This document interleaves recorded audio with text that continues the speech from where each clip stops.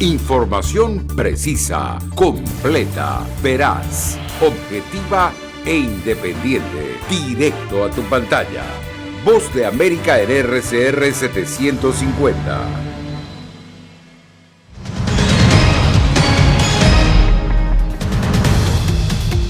A horas de su inicio y pese a las protestas, se mantiene el cese de hostilidades en la Franja de Gaza.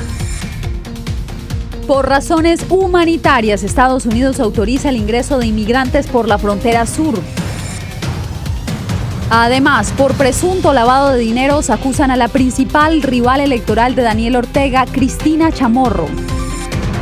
Y nos vamos de viaje con los Derbez para conocer sus vivencias durante la pandemia. ¿Qué tal? Aquí comienzan las noticias en El Mundo al Día. Gracias por acompañarnos. El mundo observa con cautela la situación en el Medio Oriente después de que se lograran, tras intensas negociaciones, el cese al fuego entre Israel y los militantes palestinos. A pocas horas de su inicio se registraron más enfrentamientos. Desde la ONU saludamos a nuestra corresponsal Celia Mendoza. Celia, cuéntanos qué se ha conocido al interior de Naciones Unidas sobre los esfuerzos para lograr mantener el cese al fuego, el cese de hostilidades. Sabemos que el secretario general de las Naciones Unidas ha venido trabajando y ofreciendo una solución. Esta es la negociación del cuarteto. Esto incluiría a varias partes, las cuales seguirían trabajando en lo que podría ser una solución a la crisis entre Israel y Palestina, en especial después de estos 11 días de enfrentamientos. Durante esta jornada, Naciones Unidas también envió una alerta a la comunidad internacional acerca de la necesidad de tener ayuda humanitaria y de mantener la paz, en especial en Jerusalén, que es uno de los lugares durante esta jornada en los que se presentaron enfrentamientos entre miembros de la comunidad palestina, los cuales empezaron a alabar a Hamás los ataques que se dieron durante las últimas semanas y llevaron a la acción de las fuerzas de la policía israelí, algo que muestra nuevamente la fragilidad que se tiene. Así que la palabra operante realmente es tensión y fragilidad. Yasmín. A solo horas del inicio del cese al fuego entre Israel y los militantes palestinos, enfrentamientos en la mezquita de Al-Aqsa en Jerusalén evidencian la fragilidad de la tregua que empezó este viernes a las 2 de la madrugada tras 11 días de bombardeos. Stefan Dujarric, vocero del secretario general de la ONU, expresó preocupación por lo sucedido en las últimas horas. Estamos muy preocupados por las continuas tensiones que hemos visto hoy en el territorio ocupado de Jerusalén Oriental, particularmente en la Ciudad Vieja y sus alrededores. Es muy importante que todos, bajo la santidad de los lugares de veneración de la Ciudad Vieja, se abstengan de cualquier provocación que pueda aumentar las tensiones. Dujarric reiteró el apoyo de la ONU para avanzar en las negociaciones por medio de la fórmula del cuarteto que incluiría a Estados Unidos, pese a que hasta el momento el país no ha expresado su apoyo total a esta fórmula. Sin embargo, la administración Biden ha dejado clara su intención de seguir trabajando en busca de una paz sostenible y en el corto plazo de responder a las necesidades humanitarias. Estados Unidos se comprometió a trabajar con las Naciones Unidas y seguimos comprometidos a trabajar con la ONU y otras entidades internacionales interesadas en brindar asistencia humanitaria rápida y reunir apoyo internacional para el pueblo de Gaza y los esfuerzos de reconstrucción. El primer ministro Benjamin Netanyahu, quien agradeció el apoyo de Estados Unidos, declaró como exitosa su campaña militar. Causamos un máximo daño a Hamás con un mínimo de bajas en Israel y obviamente lamentamos cada pérdida de vidas humanas.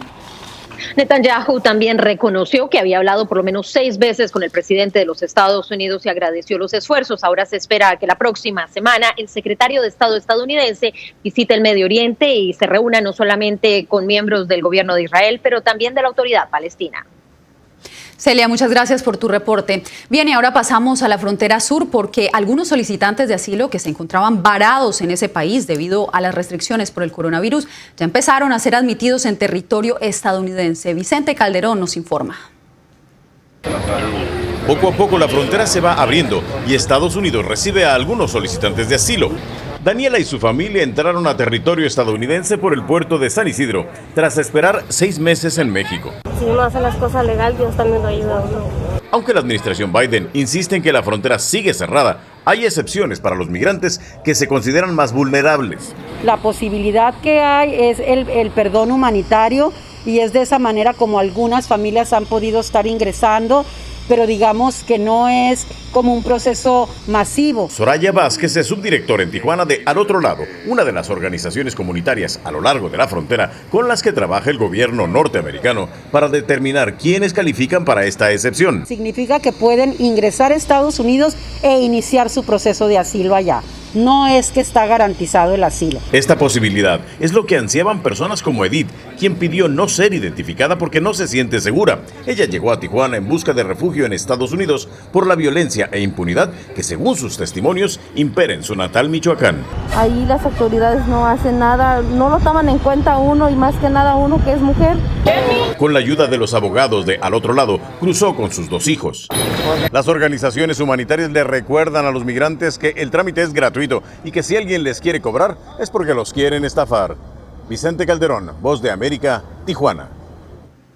La administración Biden levantó las restricciones que había impuesto el presidente Donald Trump al programa gubernamental de emprendedores internacionales. La medida permitirá a empresarios de origen latino impulsar iniciativas y, de paso, convertirse en residentes. Diva Lizeth Cash nos trae el reporte.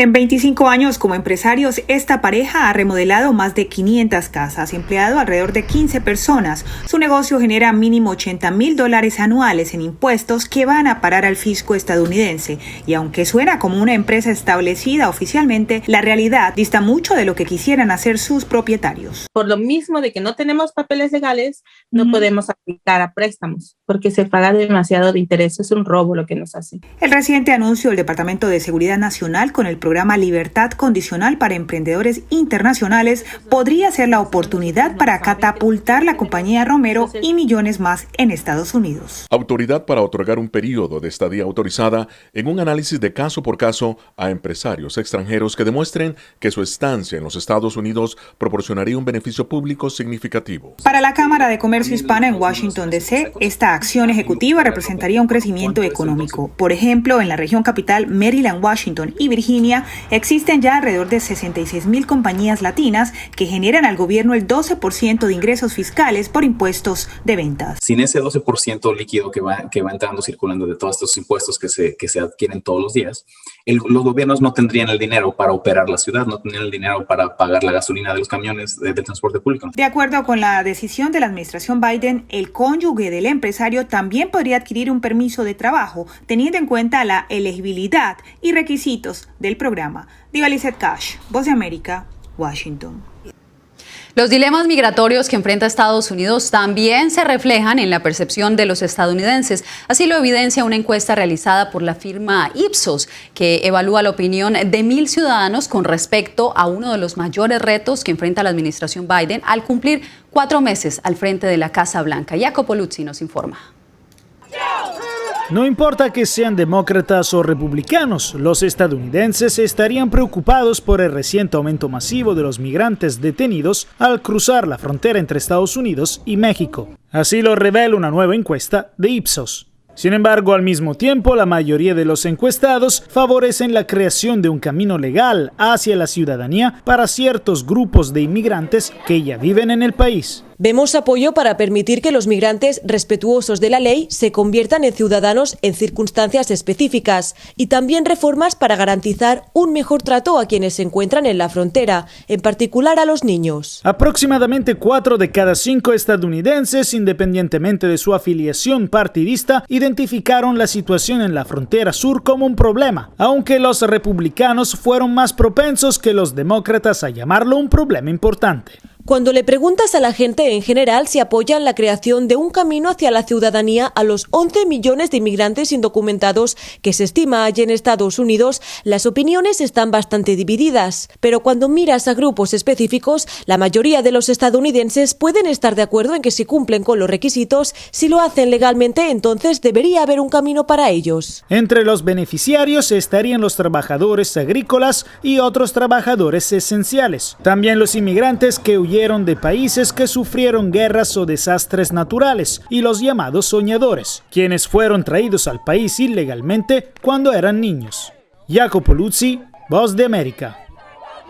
Narcotráfico, tráfico humano y la crisis venezolana encabezan la lista de prioridades del nuevo liderazgo del Comando Sur de Estados Unidos. José Pernalete entrevistó al jefe de esa sede militar estadounidense y al comandante de la Marina encargado de las operaciones hacia América Latina. Este viernes, el almirante Craig Fowler, jefe del Comando Sur, ratificó que naciones como Honduras, Guatemala, Colombia, Brasil, Argentina y Chile son sus más fuertes aliados en la lucha contra los desafíos medulares que enfrenta la región después de China. Que son organizaciones transnacionales criminales, que son organizaciones criminales asesinas, que controlan territorios y que están muy bien financiadas e incluso también enfrentamos mucha corrupción. En entrevista con Voz de América, también el nuevo jefe del componente de Marina en el Comando Sur, general David Belón, destacó la trascendencia del continuo trabajo en equipo entre todas las fuerzas militares del hemisferio contra las organizaciones que también guardan estrecha relación con el terrorismo. Entendemos que estas amenazas generan debilidades en la región y socavan las democracias y además otros gobiernos quieren aprovecharse de nuestros amigos en la región, así que nuestro mensaje es que los estamos observando y juntos vamos a enfrentar estas amenazas. El almirante Fowler advirtió que la situación de Venezuela permanece bajo la lupa del Comando Sur por la inestabilidad que produce en la región. Ambos altos oficiales también afirmaron que el COVID se ha convertido en otro elemento de debilidad en las naciones del continente. José Pernalete, Voz de América, Miami.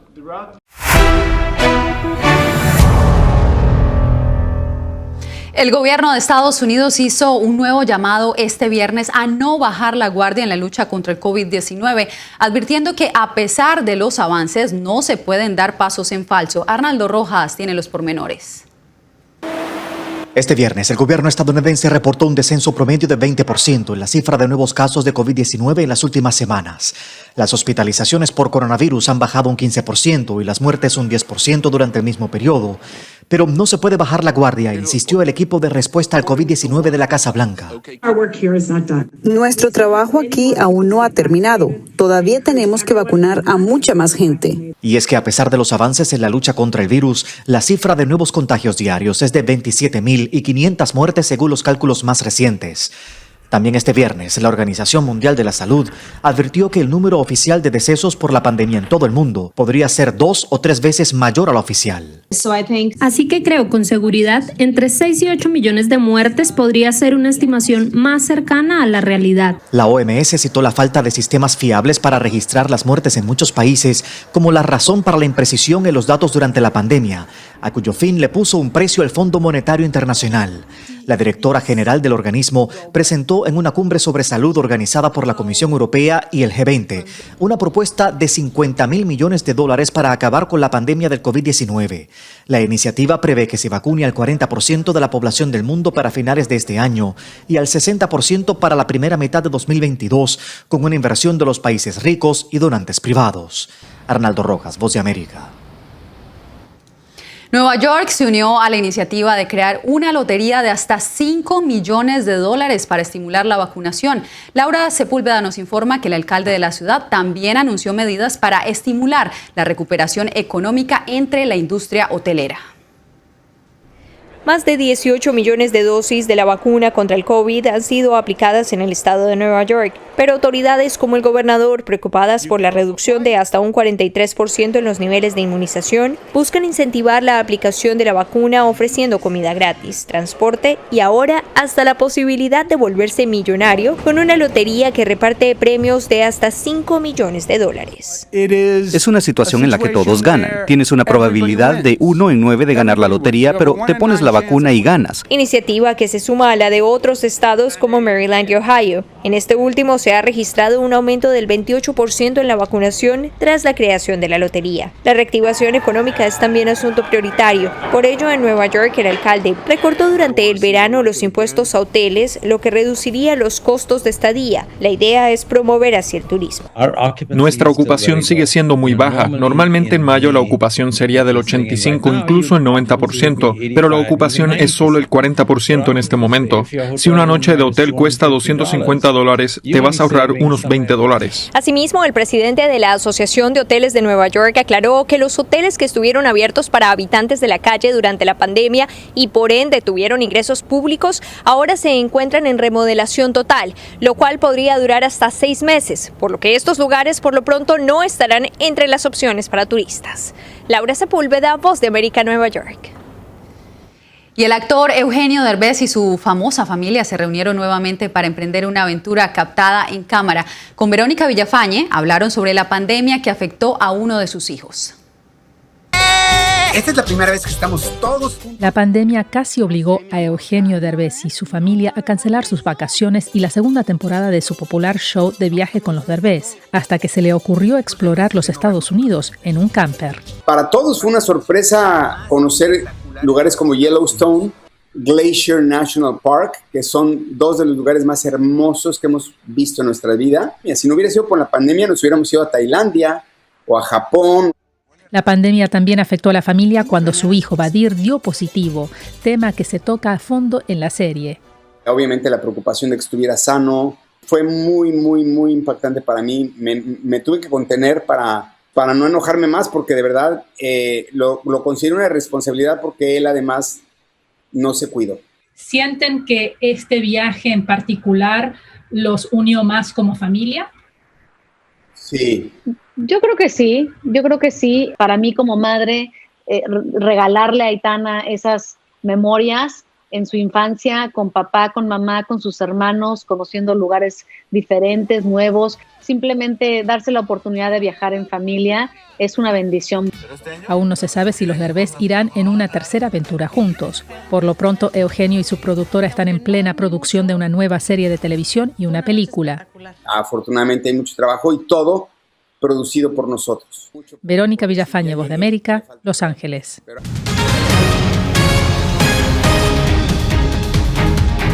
La precandidata de la oposición nicaragüense con mayor posibilidad de ganar las elecciones, Cristina Chamorro, fue acusada de supuesto lavado de dinero. Analistas denuncian que se trata de una estrategia del oficialismo para deshacerse de sus contrincantes. Donaldo Hernández nos informa. El Ministerio Público de Nicaragua abrió un proceso de investigación a la precandidata de la oposición, Cristina Chamorro, a quien acusan del supuesto delito de lavado de dinero y activos. Chamorro denunció que se trata de una estrategia política del oficialismo. Un proceso no solamente para inhibirme a mí, sino que para impedir que los nicaragüenses puedan ir a votar. Según las acusaciones del Ministerio de Gobernación, hay indicios de supuesto lavado de dinero en el manejo de la Fundación Violeta Chamorro, la cual dirigía Cristiana hasta su cierre en febrero de este año. Para el analista Eliseo Núñez, con esta acción, el oficialismo inició el proceso de inhibición de candidatos. Es la que va más arriba en las encuestas, simplemente. Es a quien más le conviene pegar, pero no significa que solo a ella le va a pegar a todo el que vaya surgiendo. Otros precandidatos de la oposición, como Arturo Cruz, también desconfían de la transparencia de las elecciones. La legitimidad de origen de este proceso electoral, tal como va, es nula. La Voz de América solicitó una entrevista al Ministerio de Gobernación para conocer detalles de las investigaciones. Sin embargo, hasta el cierre de este informe no recibió respuesta. En los próximos días, el Ministerio Público determinará si la acusación de lavado de dinero contra Cristina Chamorro será llevada a los tribunales de justicia. Donaldo Hernández, Voz de América, Managua.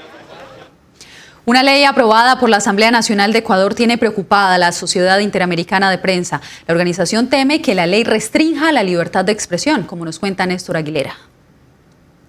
A pocos días de finalizar sus labores y de forma sorpresiva, la Asamblea Nacional del Ecuador aprobó un proyecto de ley conocido como de violencia digital.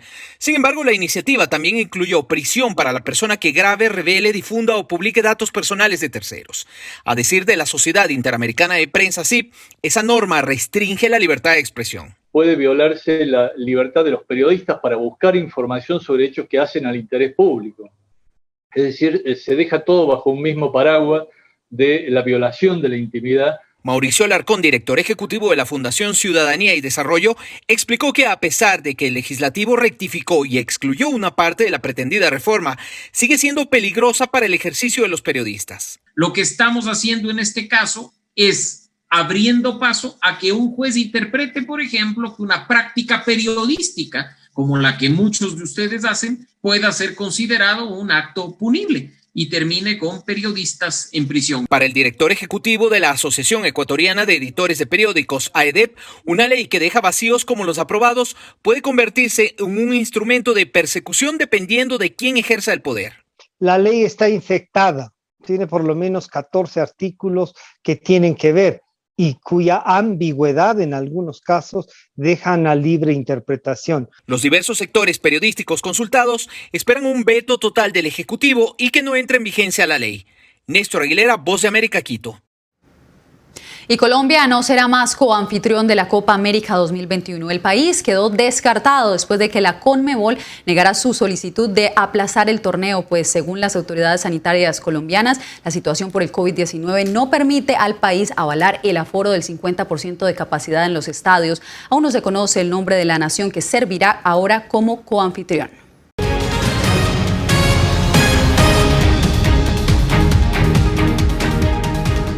Con un viaje de regreso al año 2000 y una mezcla de sueños, rivalidad y progreso, el director de cine colombiano Esteban Arango fue reconocido en el Festival Sundance por su más reciente película. La capacidad de expresar lo que se piensa y se siente a través del arte está enraizada en un nivel primordial y profundo del ser humano, le dijo a La Voz de América el director Esteban Arango, quien según comentó, parte de su impulso creador proviene de su propia experiencia. Sentía que no me veía reflejado en las películas que veía o en los libros que leía. Blast Beat es la nueva película del también guionista que debutó en el prestigioso Festival de Sundance en Estados Unidos. La trama está hilada con las vivencias de dos hermanos colombianos interpretados por Moisés y Mateo Arias. La realidad de inmigrantes en este país no es monolítica. Todos tenemos una historia diferente, niveles de sofisticación diferentes. Esta película habla de la persecución de objetivos y de la entraña que mueve las emociones, intensificadas por la rivalidad fraternal y los sonidos del metal que se fusionan con actuaciones de Wilmer Valderrama, Dayan Guerrero y Daniel Dae Kim. Arango nos contó que por la situación política que atravesaba su país en el año 2000 fue que decidió emigrar a Estados Unidos, por lo que observar las protestas actuales le causa un profundo dolor. Abrir canales de comunicación más justos desde todas las perspectivas de quienes habitaban ahí desde el principio y de quienes hemos creado una nueva identidad por fuera de Latinoamérica es lo que nos puede permitir encontrar nuevas soluciones. Alonso Castillo, Voz de América, Miami. Un nuevo llamado al mundo hizo el fotógrafo brasileño Sebastião Salgado con su más reciente creación. El artista de 77 años expone la dramática situación que padece el pulmón del mundo con su exposición fotográfica Amazonía. La colección se expone desde esta semana en el Museo de la Filarmónica de París. En 200 imágenes se plasma la grave situación que vive el bosque más grande del mundo. Radio Caracas Radio presentó Voz de América.